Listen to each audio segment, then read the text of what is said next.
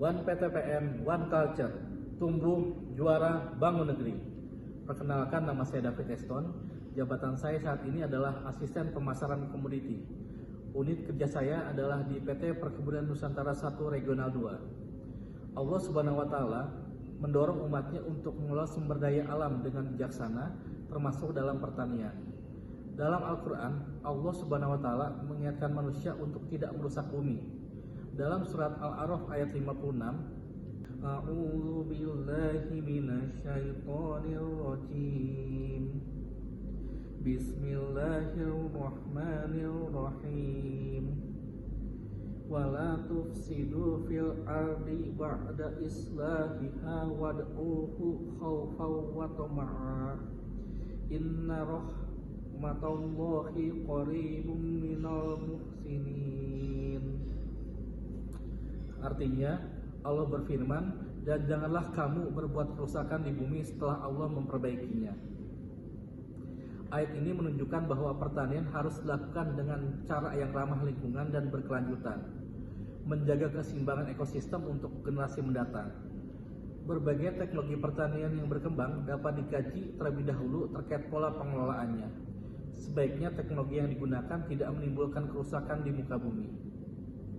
Usaha perkebunan adalah usaha yang meliputi kebun dan pabrik yang bekerja sesuai dengan sistem yang baku, sehingga membentuk komunitas dan berinteraksi dengan lingkungan sekitar. Adapun karakteristik dari usaha perkebunan adalah yang pertama, yakni menghasilkan produk atau komoditas. Yang kedua adalah penyedia bahan baku. Yang ketiga adalah pengolahan bahan baku menjadi produk. Yang keempat, pemasaran produk. Dan yang terakhir adalah secara spesifik meliputi kawasan atau wilayah. Selanjutnya, fungsi dari perkebunan itu sendiri adalah yang pertama, yakni adalah ekonomi, yaitu peningkatan kemakmuran dan kesejahteraan rakyat, serta penguatan struktur ekonomi wilayah dan nasional. Yang kedua adalah ekologi, yaitu peningkatan konservasi tanah dan air, penyerapan karbon, penyedia oksigen, dan penjaga kawasan lingkungan. Dan yang ketiga adalah sosial budaya, yaitu sebagai perekat dan pemersatu bangsa.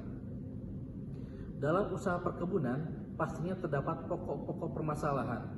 Adapun pokok-pokok permasalahan yang biasa dialami adalah yang pertama, yakni produktivitas dan kualitas produk pada on-farm masih rendah. Yang kedua, sentra produksi on-farm tersebar di daerah. Yang ketiga, persaingan bahan baku yang relatif kurang sehat. Yang keempat, industri pengolahan atau off-farm belum berkembang. Yang kelima, pajak dan berbagai pungutan yang menyebabkan biaya ekonomi yang tinggi. Yang keenam, kualitas dan komitmen SDM perkebunan relatif masih rendah. Dan yang terakhir adalah tekanan isu-isu global. Agar pokok-pokok permasalahan usaha perkebunan yang saya sampaikan di atas tadi dapat diatasi, maka diperlukan sistem perencanaan dan pengendalian manajemen.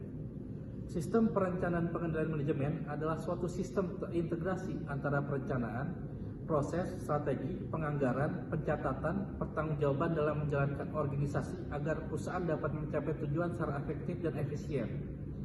Adapun fungsi dari sistem perencanaan pengendalian manajemen adalah sebagai tools untuk membantu manajemen dalam mengarahkan organisasi untuk mencapai tujuan. Selanjutnya, dalam menyusun bisnis plan atau rencana usaha, terdapat 9 aspek atau komponen yang harus kita ketahui, yakni aspek pertama adalah deskripsi usaha, yakni komponen ini akan berisi tentang penjelasan bidang usaha, produk yang akan dijual, hingga potensi berkembang di masa depan. Aspek kedua adalah strategi marketing, yakni adalah strategi marketing dapat kita peroleh melalui analisis SWOT pada produk yang kita jual. Analisa tersebut meliputi keunggulan, kelemahan, peluang, dan juga ancaman bagi suatu produk. Yang aspek ketiga adalah analisa pesaing. Analisa pesaing dibutuhkan untuk mengetahui apa kelemahan kompetitor pada pasar yang sama. Hal ini dapat membantu kita untuk mengimplementasikan strategi marketing yang lebih efektif dari pesaing serta mendominasi persaingan bisnis di dunia industri. Aspek keempat adalah desain pengembangan. Desain pengembangan dibutuhkan untuk mengetahui rencana usaha di masa depan dan memperjelas perencanaan biaya bisnis perusahaan kita. Aspek kelima adalah implementasi proses produksi, yakni setelah melakukan analisa di atas, kita dapat mengimplementasikannya serta saat memproduksi produk. Dengan direncanakan sebelumnya, maka produk yang kita hasilkan akan lebih efisien dan sesuai dengan harapan. Aspek keenam adalah pemantauan produk. Perencanaan usaha dan penentukan strategi yang matang telah dilakukan. Sekarang saatnya perusahaan kita meluncurkan produk. Dalam hal ini kita harus tetap memantau bagaimana reaksi pasar terhadap peluncuran tersebut.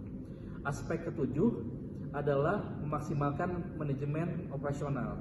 Langkah selanjutnya dalam perencanaan usaha adalah mengatur manajemen operasional bisnis.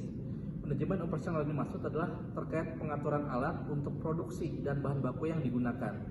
Aspek ke-8 adalah estimasi biaya, yakni pembentukan bisnis plan yang baik juga harus dapat mencatat estimasi biaya secara rinci. Dengan perencanaan biaya yang sesuai, perusahaan dapat berjalan dengan optimal dan terrealisasikan dengan efisien. Dan aspek terakhir adalah evaluasi. Terakhir, kita harus mengevaluasi atau meninjau kembali perencanaan perusahaan yang telah disusun.